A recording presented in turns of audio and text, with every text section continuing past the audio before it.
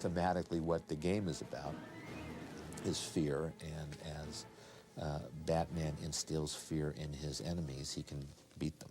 His ability to beat up the guys is affected by how scared the guys are of him before he enters the scene. Oh, okay, so all about intimidation. You know what I want.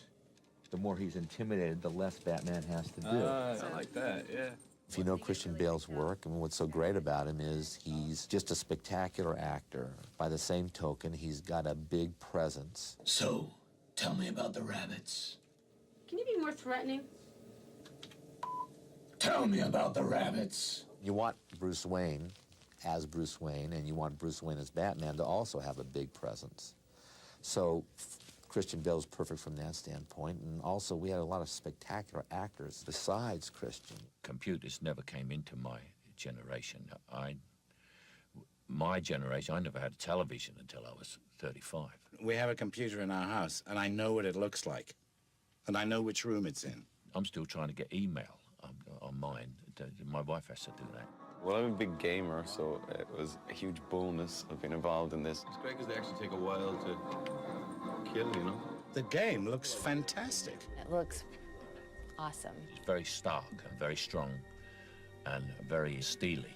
The colors and the textures, the sort of atmosphere of the city was definitely there, and also Arkham, where most of my stuff takes place in the movie. It looks suitably terrifying. It was remarkably like the film. Looks like you could spend a lot of time playing around with that one. Now, who is that masked man?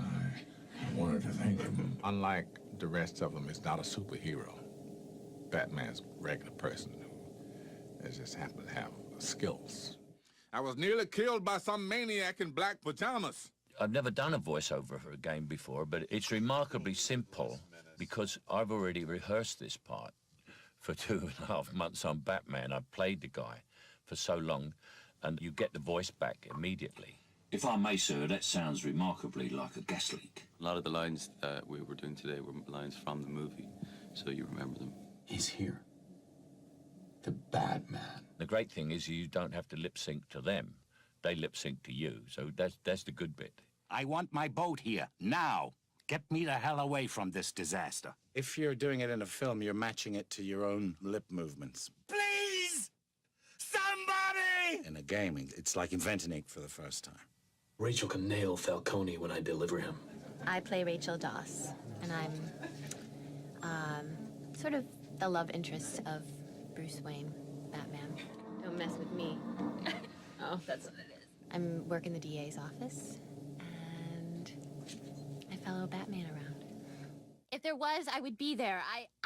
It's more challenging sometimes to do voiceovers because you're not on the set and you have to do all the imagining by yourself, and somebody's sort of telling you the situation, and then, okay, say this line. Did you give my message to Detective Gordon? It was kind of exhausting. A lot of screaming and panting. Can't wait to play it properly, finish it.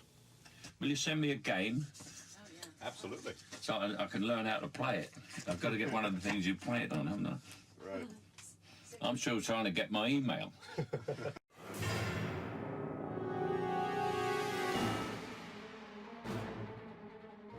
The role of DC in a project like this is to connect the video game team with their creative imagination, with the movie team, and with the rich history of the character.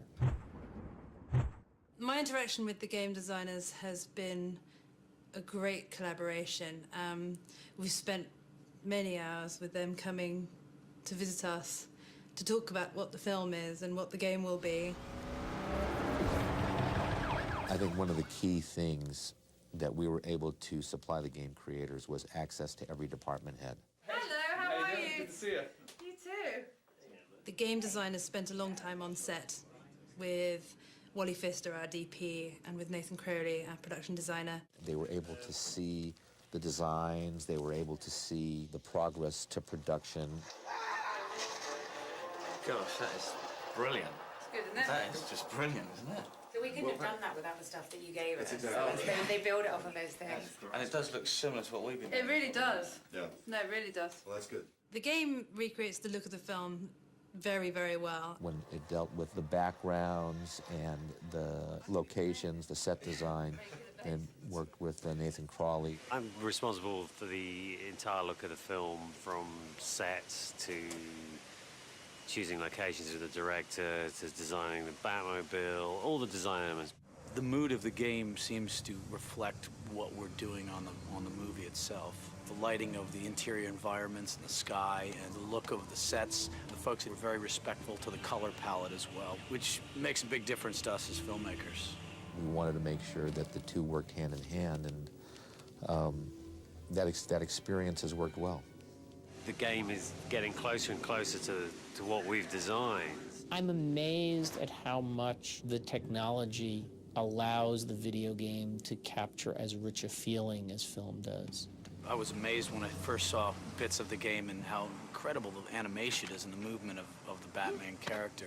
And it seems that that's been very respectful to what Paul Jennings has done in the fights he's designed in this film. The game designers spent a long time talking to our stunt coordinator, Paul Jennings, in an attempt to sort of mirror the Batman's fighting style. In terms of the actual combat and the fighting moves and the finishing moves that Batman uses in the game, they're very similar to what we use in the film. The difference is that in order for Batman to cover distances in the game between characters he's fighting, we've got more gymnastic elements and more kicking movement in order for him to be able to reach his opponents quickly. When Batman's in a situation, if he can headbutt someone, that's what he'll do. No, I'm a hell of a lot worse. If he can elbow someone, that's what he'll do. He'll nail the guy. Almost every element of the game is drawn from the film, so we're really happy that the game looks as much like the film as it possibly could. You know, I think it's a really enjoyable game, and I can't wait to play it from beginning to end.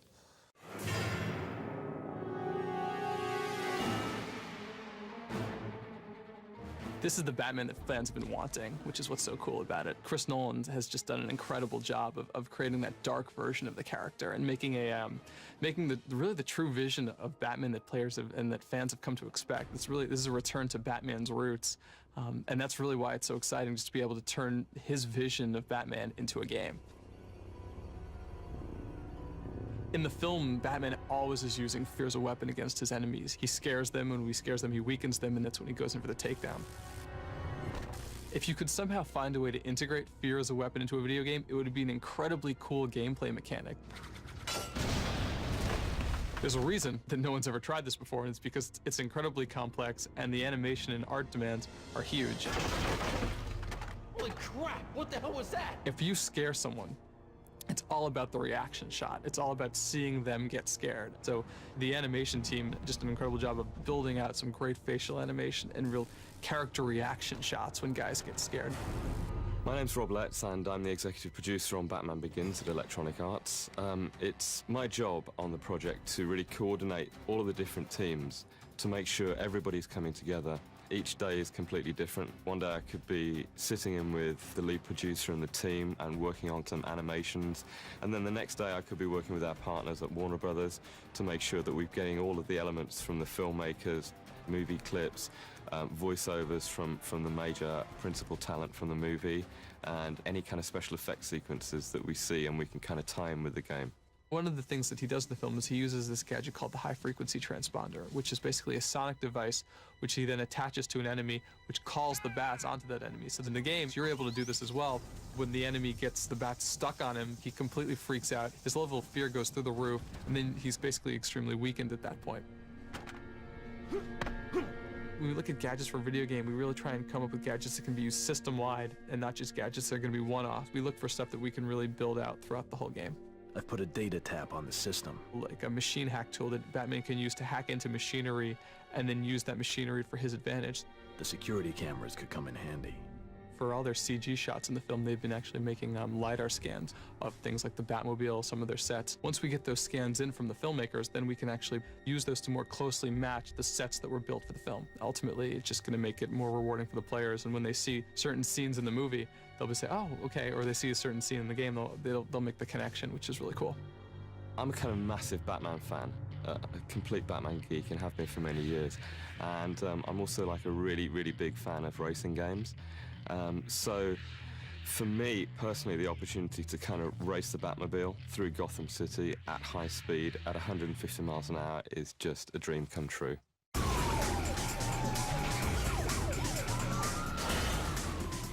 As the filmmakers were shooting the film, the car really began to take on a life of its own, and we realized pretty early on that we had to make the Batmobile a key component of the game.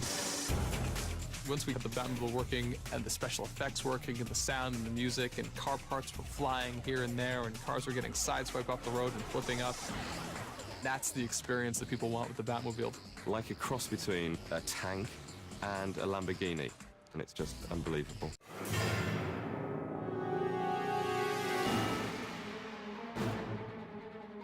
I came to realize that I had been put in charge not of a fictional character, but of postmodern folklore. The character had to evolve and had to stay contemporary, yet stay true to his roots, to that essence that made the character popular back in 1939. I found the Batman! The dominant emotion that I'm writing for in the Batman game is fear. It's kind of one of the larger themes in the movie. I feel like most video games are this combination of fear and rage. And what we're sort of doing with Batman is he's actually the one who's frightening all of the other characters in the game. So I had a number of very pleasant afternoons going over JT's scripts with him, talking about the characters, talking about the interpretations, talking about the mechanics of video games.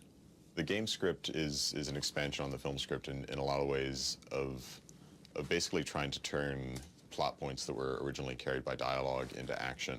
But the major beats of the movie are the same as the major beats of the game. I've been away from video games for a decade. It's a long way from Super Mario. It's like looking at a movie. Arkham Asylum, for example. I don't think we ever quite managed to get it that right in the comic books. My favorite part of working on the game was probably directing the voice actors, because we got so much of the cast from the movie. So I mean, just working with like Michael Caine and Christian Bale and Katie Holmes and all of these people, they would come into the session, and I felt like professional and fine, and like we could like start the session. You're the one, so this is after you taser the killer. Basically, the killer turns around to fight Batman, and you pull out the taser and shock him from behind. And then by like the end of it, I just, that's awesome. And then the last thing, it's like completely became a geek through the course of the sessions. No, please. Don't let him hurt me. Michael Caine has such a distinctive approach to Alfred that I think is probably one of the stronger and more believable Alfreds. Like the things that he found in the Alfred character, I was really amazed with. He does think he's quite comical, so he laughs at his own little funny bits. Oh, yeah? Like there'll be no one left conscious for the past phase. Great. What he sort of brought to the dialogue, little tweaks here and there, and talking about what his character would actually do was kind of amazing. Let me do it another way, yeah? Let me see if this works. This is a very funny script that was written by an American. An American's idea of why an Englishman speaks is there's a line, make haste, which is very Shakespearean. But the butler would have just said, hurry up, sir. That's it. Writing for Christian Bale was good. I mean, he's obviously a great actor. And Batman's not the most eloquent guy, so a lot of it is in terms of like what his performance brings to what little he says. You know who I am. The Batman. Please, don't eat my soul. That's a new one. Knowing that there was somebody of his caliber who could actually do that, lets me put a lot more trust into the performance.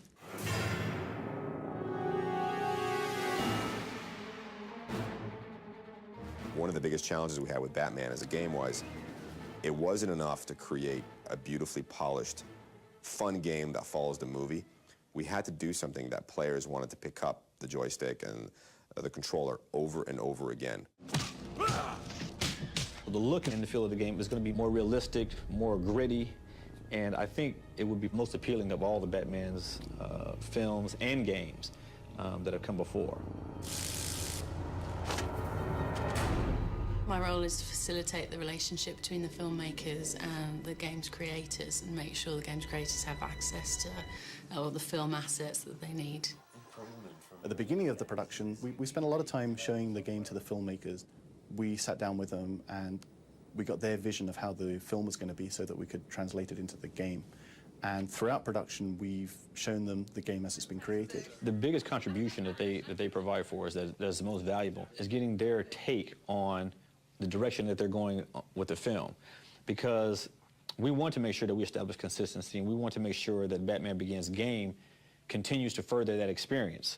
We couldn't have made the game the way that we have without their help, because they just gave us total access to the sets, to every aspect of the production that we could ever imagine. The producers, Emma Thomas and Chuck Robin, fantastic in helping us. I mean, those guys were literally helping us treat this game like a mini movie. We've just received the blueprints from the sets, the costume designs, the weapon designs, test footage of the Batmobile being driven before it even had a body on it. Amazing stuff, really. This film has a really distinct feel, probably different from any Batman movie that there's been before, and I think it was essential to recreate that in the game, and I think that's really happened here. We want any notions players have had of the past Batman, good or bad, want to sort of put them to the side, start from scratch, and here you are. The new Batman is in your hands. Batman Begins is all about how Batman became Batman. And I think the audiences for both the Batman Begins game as well as the movie are going to have a different connection, more of a more real connection with the characters that are in the film, both good and bad. Product, we wanted to really capture the essence and the personality of Batman himself. You know who I am. The Batman. Please, don't eat my soul. That's something the fans demand of the film, and they demand that of the game. Batman lives in Gotham City. Gotham City is a dark city. It's a city that, although has a lot of hope, has a lot of crime in it. So the look and feel of Batman's Gotham is this crime-ridden city that needs to be cleaned up, that needs to have an Avenger. The Gotham in the film is very decaying, which is why Bruce Wayne wants to come back from his Playboy antics and save Gotham. It's really disgusting and full of trash and garbage at the bottom, and then as you work your way up higher and higher, it gets more elegant and nicer because the rich people live up at the top and the poor people live at the bottom. It's kind of a metaphor. The game is pretty vertical. Most games you run around in the horizontal plane, but the game, you really are encouraged to go up to a high point and take an observation from above and then sort of survey your surroundings and then act on it. So the game's all about intimidation and fear. So you'll go up to a high point and maybe fire a batarang down at an enemy and scare the hell out of them so they don't know what's going on, and then you'll jump in and fight them. Batman! He's here! But Batman is the ultimate game character because he's a superhero, but he's not omnipotent. So, you've got to play him. You've got to be good. He's got gadgets. He's got a car. He's got acrobatics. He's got martial arts, but he's still human. So he rides that fine line where it's a lot of fun to play because at any given time, you can run into a foe or an obstacle greater than you. Yet, if you're really good at what you do, you'll overcome it.